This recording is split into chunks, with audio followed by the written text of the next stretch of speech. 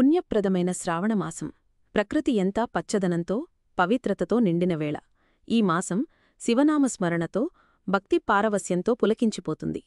ముఖ్యంగా శ్రావణ సోమవారాలు కోట్లాది మంది భక్తులకు కైలాసనాథుణ్ణి కీర్తించే పవిత్ర సందర్భాలు. ప్రతి సోమవారం భక్తులు కఠినమైన ఉపవాస దీక్షతో వారి హృదయాలను శివుడికి అంకితం చేస్తారు.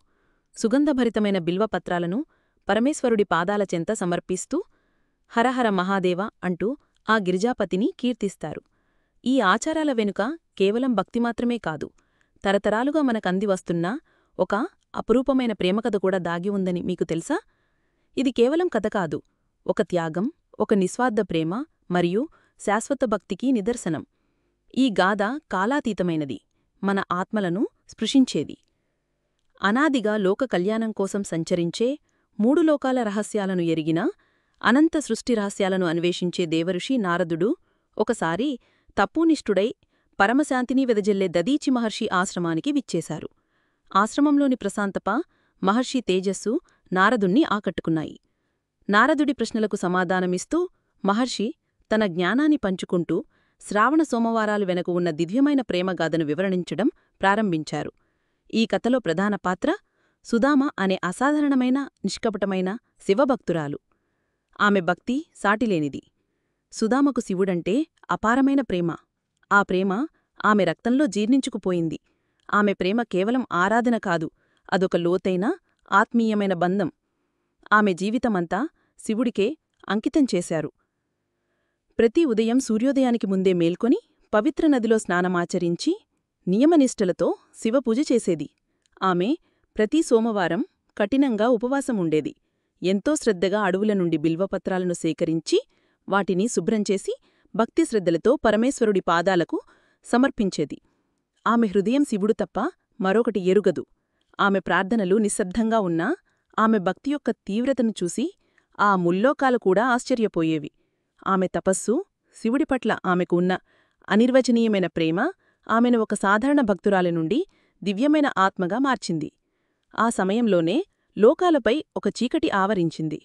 భయంకరమైన రాక్షసుడు వృత్రాసురుడు తన అరాచక పాలనతో దేవతలను, మానవులను భయభ్రాంతులకు గురిచేశాడు. దేవతలు వృత్రాసురుడితో చేసిన భయంకరమైన యుద్ధంలో దారుణంగా ఓడిపోయారు. వారి ఆశలు అడుగంటిపోతున్న వేళ వారికి ఒక పరిష్కారం గోచరించింది.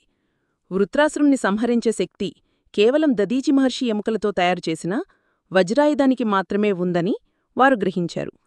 లోక కళ్యాణం కోసం దేవతలను రక్షించడానికి దదీచి మహర్షి తన అమూల్యమైన ప్రాణాలను త్యాగం చేయడానికి సిద్ధపడ్డారు. ఈ నిర్ణయం దేవతలను ఆశ్చర్యపరిచింది. కాని మహర్షి త్యాగం ముందు వారు నిస్సహాయులయ్యారు. తన ప్రాణప్రియుడైన దదీచి మహర్షి లోకరక్షణ కోసం తన ప్రాణాలను అర్పించబోతున్నారని విన్న సుదామా హృదయం బద్దలైపోయింది. ఆమె దుఃఖం అంతులేనిది. ఆమె కన్నీళ్లు నదులై ప్రవహించాయి. మహర్షిలేని జీవితాన్ని ఆమె ఊహించుకోలేకపోయింది. ఆమె ప్రేమ, ఆమె ఆశలు ఒకేసారి కూలిపోయినట్లు అనిపించింది. అప్పుడు దదీచి మహర్షి తన ప్రియమైన సుదామను ఓదారుస్తూ ఆమె కన్నీళ్లను తుడిచారు. "నువ్వు దుఃఖించకు సుదామా" అని ప్రేమగా పలికారు. "నా శరీరం నశించినా నా ప్రేమ ఎప్పటికీ నీతోనే ఉంటుంది. నువ్వు ప్రతి సోమవారం శివుణ్ణి పూజించు. ఆయనే మనల్ని కలిపే శక్తి. మన ఆత్మలు ఎప్పటికీ వేరుకావు. భగవంతునిపై నీ భక్తిని వీడకు." మహర్షి ఇచ్చిన ఈ చివరి మాటలు సుదామా హృదయంలో శాశ్వతంగా నిలిచిపోయాయి. లోకరక్షణ కోసం తన ప్రాణాలను అర్పించి దదీచి మహర్షి అమరుడయ్యారు. ఆయన త్యాగం చరిత్రలో సువర్ణాక్షరాలతో లిఖించబడింది. దదీచి మహర్షి త్యాగం తర్వాత సుదామ దుఃఖంలో కూరుకుపోయింది. కాని ఆమె శివుడిపై తన నమ్మకాన్ని ఎన్నడూ కోల్పోలేదు. ఆమె దుఃఖాన్ని భక్తిగా మార్చుకుంది. తన బాధను శివుడి పాదాల చెంత సమర్పించింది. ఆమె మరింత తీవ్రమైన నిష్ఠతో ఆత్మీయంగా ప్రతి సోమవారం ఉపవాసము ఉంటూ తన సమయాన్ని శివపూజకే అంకితం చేసేది. ఆమె కంఠంలోనూ హరహర మహాదేవ అనే నినాదం నిరంతరం వెలువడేది. అది కేవలం మంత్రం కాదు, ఆమె ఆత్మరోదన, ఆమె అంతులేని ప్రేమ వ్యక్తీకరణ. ఆమె బిల్వపత్రాలతో శివుణ్ణి అర్చిస్తూ తన ప్రార్థనల ద్వారా శివుణ్ణి తన వైపు ఆకర్షించింది. ఆమె భక్తి పరాకాష్ఠకు చేరింది. విశ్వం కూడా ఆమె భక్తిని చూసి నిశ్చేష్టురాలయ్యింది. సుదామ నిష్కల్మసమైన ప్రేమ, అచంచలమైన భక్తి మరియు దదీచి మహర్షి చేసిన ఆత్మత్యాగానికి మెచ్చి కైలాసపతి పరమశివుడు మరియు జగన్మాత పార్వతీదేవి ఆమెకు ప్రత్యక్షమయ్యారు. వారి దివ్యమైన తేజస్సు సుదామా హృదయాన్ని ఆనందంతో నింపింది. సుదామా, నీ నిష్కల్మసమైన ప్రేమను చూసి నేను సంతోషించాను. నీ భక్తికి తగిన ప్రతిఫలం ఉంటుంది అని శివుడు తన దివ్యవాణి ద్వారా పలికారు. పార్వతీదేవి కూడా మృదువైన స్వరంతో, దదీచీ మహర్షి త్యాగం మరియు నీ ప్రేమ ఎప్పటికీ మర్చిపోలేం, మీరిద్దరూ లోకానికి ఆదర్శం అని సుదామను అనుగ్రహించారు. శివుడు సుదామను దీవిస్తూ మానవాళికి ఒక గొప్ప వరాన్ని ప్రసాదించారు. ఎవరైతే శ్రావణ సోమవారాల్లో నిస్వర్పనొప్పలతో ఉపవాసము ఉంటారో, పవిత్రమైన బిల్వపత్రాలను నాకు సమర్పిస్తారో, హరహర మహాదేవ అని భక్తితో విన్నదిస్తారో, వారి ప్రేమను నేను ఎప్పటికీ కాపాడుతాను, వారి కోరికలు నెరవేరుతాయి. దదీచి మరియు సుదామల ప్రేమను స్మరించేవారికి నా ఆశీస్సులు ఎల్లప్పుడూ ఉంటాయి అని మహాదేవుడు పలికారు.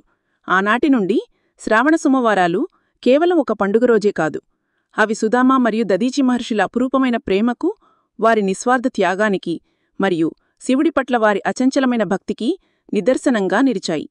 ఈ పవిత్రమైన రోజున శివుణ్ణి ఆరాధించడం ద్వారా భక్తులు నిజమైన ప్రేమ యొక్క శక్తిని, త్యాగం యొక్క గొప్పతనాన్ని స్మరిస్తారు. ప్రతి హరహర మహాదేవ అనే నామం కేవలం ఒక నినాదం కాదు, అదొక ప్రేమ కథకు, శాశ్వత భక్తికి మరియు సృష్టిలో అత్యున్నతమైన త్యాగానికి ప్రతీక. శ్రావణమాసపు ఈ సోమవారాలు మనకు ప్రేమను, త్యాగాన్ని మరియు భక్తిని గుర్తుచేస్తూ మన జీవితాలను పునీతం చేస్తాయి. ఈ దివ్యమైన కథను స్మరించుకుంటూ మనము శివానుగ్రహం పొందుతాము.